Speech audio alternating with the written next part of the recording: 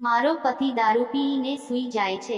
એકવાર મારો દિયર મને તેના રૂમમાં લઈ ગયો, અંદરથી દરવાજો બંધ કરી દીધો। ભાભી, મારાથી તમારું આ દુઃખ સહન નથી થતું, પણ હવે આજથી તમે મને તમારો પતિ જ સમજો, અને ત્યારબાદ મારી સાથે જે થયું તે સાંભળીને તમે રોઈ જશો।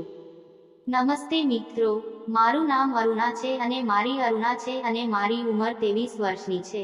અમારા ઘરમાં હું, મારો પતિ અને તેનો નાનો ભાઈ એટલે કે મારી દિયર અમે ત્રણ રહેતા। મારા લગ્ન થયા તેને હજુ 6 મહિના જ થયા હશે, પણ આ 6 મહિનામાં મેં જે કર્યું છે એ જાણીને તો બધાના મોઢામાં પાણી આવી જશે। મને આવું બધું કંઈ કરવાનો શોખ પણ નથી, પરંતુ હું શું કરું? મારો પતિ રોજ દારૂ પીને આવે અને પછી મોબાઈલમાં જે જુએ એવું જ બધું મને કરવા માટે મજબૂર કરે। આજે તમને જે કહાની કહી રહી છું એ એક સત્ય ઘટના છે। મારા પતિના ડરના લીધે મેં આજ સુધી કોઈને કીધી ન હતી। લગ્ન પછી મારા પતિને રોજ દારૂ પીવાની લત લાગી ગઈ, અને ત્યારબાદ ફોનમાં ખરાબ વિડીયો જુએ, અને ત્યારબાદ મારી પાસે પણ એવું જ કરાવે। આમ મજા કરવી તો મને પણ ગમતી, પણ ફોનમાં જે બતાવે એ બધી વસ્તુઓ સાચી નથી હોતી। એ વસ્તુઓ માત્ર દેખાવ માટે જ હોય છે, પરંતુ આ વાત મારા અભણ પતિને કોણ સમજાવે? પણ ન જાણે કેમ મારા પતિને તો તેમાં જ સંતોષ મળતો, અને તેમના સંતોષના લીધે મને ઘણી વખત ખૂબ જ પીડા થતી। ઘણા વખત તો એ મારી સાથે એવું કરતો કે મારા મુખમાંથી બૂમ નીકળી જતી, પરંતુ દારૂના નશામાં મારા પતિને એ સમયે કોઈ ભાન રહેતું નહીં। આ બધું તો મારે લગભગ દરરોજ સહન કરવું પડતું હતું। મારો દિયર પણ અમારી સાથે જ રહેતો હતો। એ કોલેજના બીજા વર્ષમાં હતો। તેનો રૂમ એકદમ અમારા રૂમની નજીક જ હતો। બે રૂમની વચ્ચે માત્ર એક પાતળી દિવાલ જ હતી, અને એ પાતળી દિવાલમાં થોડી કઈ બધા અવાજો દબાઈ।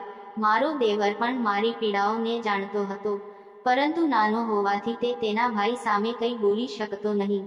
મારા પતિની તમામ ચેષ્ટા અને મારાથી કરતા ઉત્પાદો તે રોજ સાંભળતો। એક દિવસ જ્યારે હું અને મારા પતિ મજા કરતા હતા ત્યારે મને બાલ્કનીમાંથી કોઈકનો પડછાયો દેખાણો, એટલે કંસમાં કોઈકનો પડછાયો દેખાયો। એટલે હું સમજી ગઈ કે આ તો મારો દેવર જ છે, જે આરામથી ઊભો રહીને અમારી હરકતોને નિહાળી રહ્યો હતો।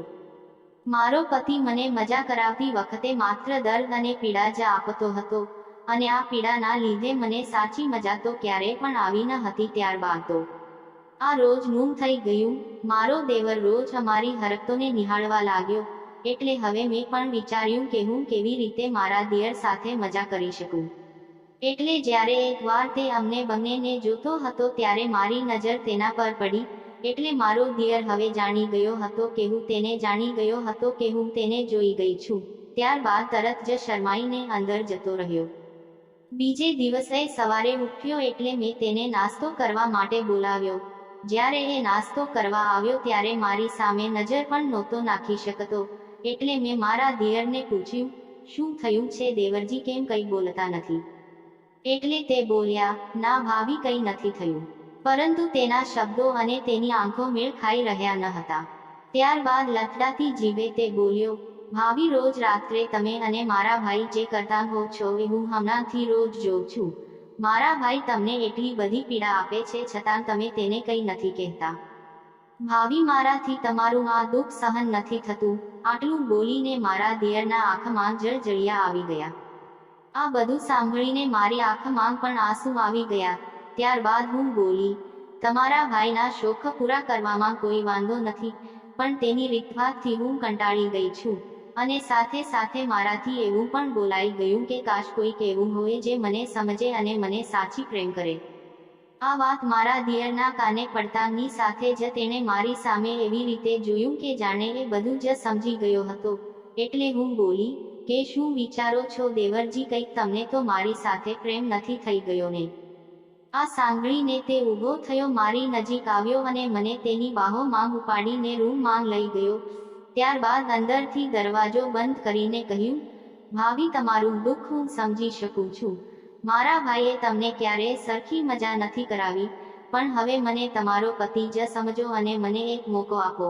હું હંમેશા તમને ખુશ રાખીશ, તમારી બધી ઈચ્છાઓને પૂરી કરીશ। તમે લગ્ન ભલે ભાઈ સાથે કર્યા, પણ હવે આજથી તમે મને તમારો પતિ માની લ્યો।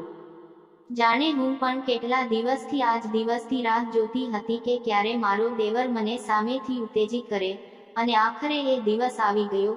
ત્યારબાદ તેણે મને બેડ ઉપર ઊંઘી પાડી અને 2 કલાક સુધી મારા બોલાવી દીધા. હું તો કેટલા દિવસથી ભૂખી હતી, આખરે મને પણ સંતોષ મળ્યો. ત્યારબાદ અમારા વચ્ચે વાતો થવા લાગી. ઘરમાં જ્યારે એકાંત મળે ત્યારે અમે એકમેકના બની જતા. મારા જીવનમાં મારા પતિથી જે ત્રાસ મને મળતો તેનાથી તદ્દન વિપરીત મારા દિયરનો સુકોમળ અહેસાસ મને એટલી તૃપ્તિ અપાવતો. મેં નસીબથી માની લીધું કે ભલે મને પતિ આવો મળ્યો, પણ દિયર તો સારો મળ્યો છે ને. પણ હવે મને એ વાતનો ડર લાગે છે કે જ્યારે મારા દિયરના લગ્ન થઈ જશે ત્યારે હું શું કરીશ. આ વાતના વિચારથી હું ક્યારેક દુઃખી થઈ જાઉં છું, પણ મને એ સમયે એવું લાગે છે કે આજુબાજુમાં ઘણા લોકો છે જે મને ખુશ કરી શકે છે. બસ મારે જ પહેલ કરવી પડશે. બસ આજ માટે આટલું જ. ધન્યવાદ.